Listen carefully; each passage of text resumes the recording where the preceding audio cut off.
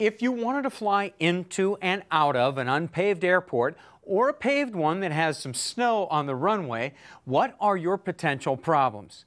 Well, because a soft or rough surface resists movement, it takes more runway to get up to flying speed, while the resisting forces add stress to the landing gear, both on takeoffs and landings. If you look at the short field takeoff distance performance chart in your pilot's information manual, you'll find that for a dry grass runway, you have to add 15% to your takeoff runway distance.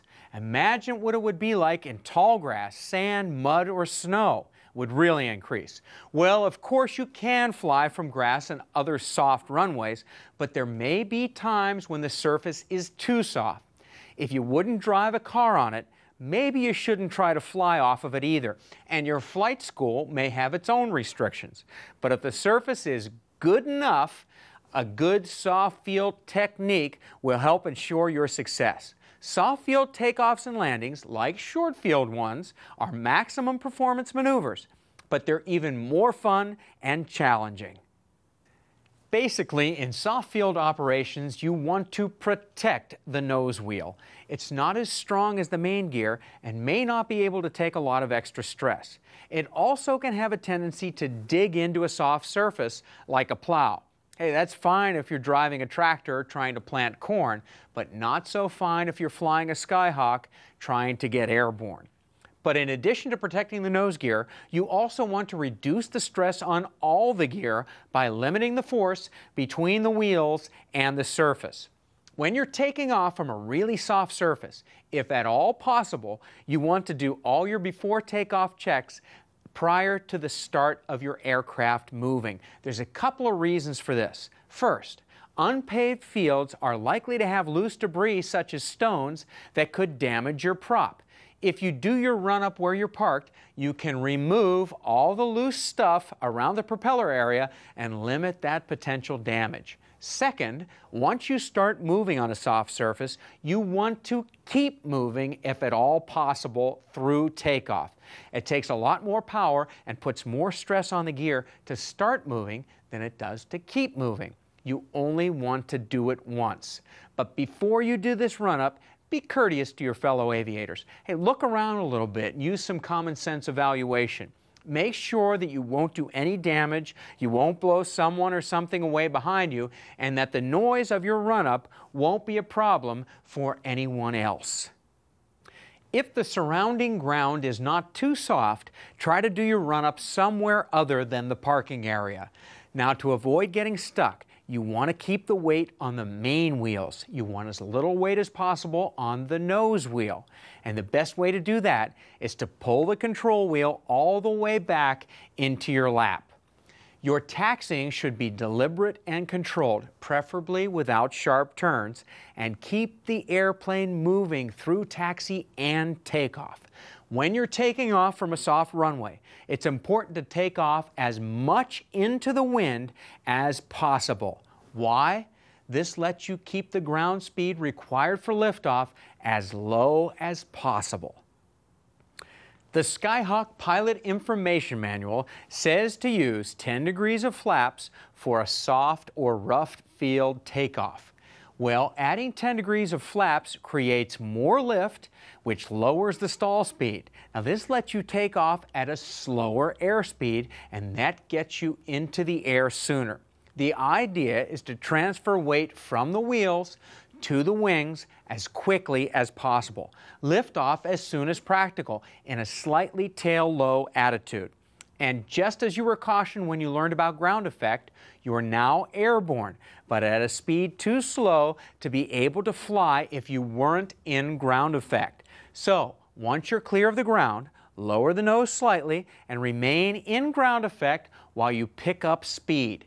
And since ground effect exists within a wingspan of the ground, give yourself a comfortable margin. You don't have to fly mere inches above the surface. All you have to do is accelerate in ground effect until you gain enough speed to climb out. If there's an obstacle to clear, climb at 57 knots. If there isn't, climb at 79 knots, indicated airspeed, the best rate of climb speed. Now, what kinds of mistakes do pilots make when they're doing soft field takeoffs?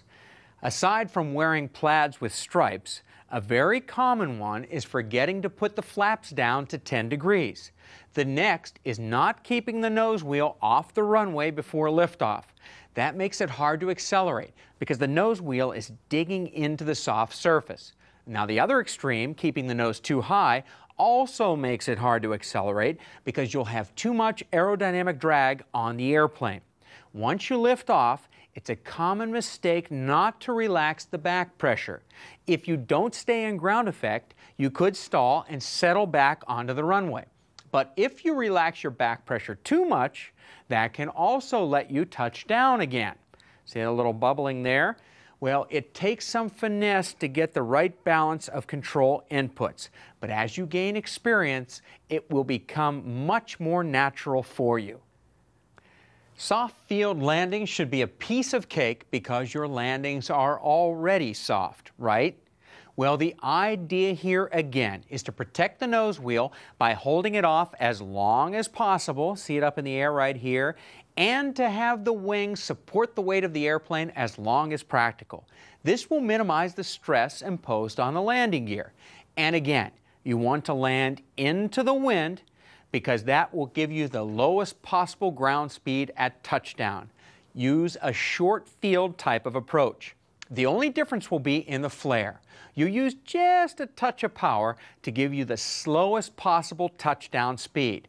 And that's because, as you already know, the power on stall speed is lower than the power off stalling speed. The propeller slipstream helps generate lift. Let the aircraft settle to the runway just like a slow flight descent. Then, as you decelerate, hold the nose off as long as possible to protect it from digging in. You may even have to add a skosh more power to keep the nose light and keep moving.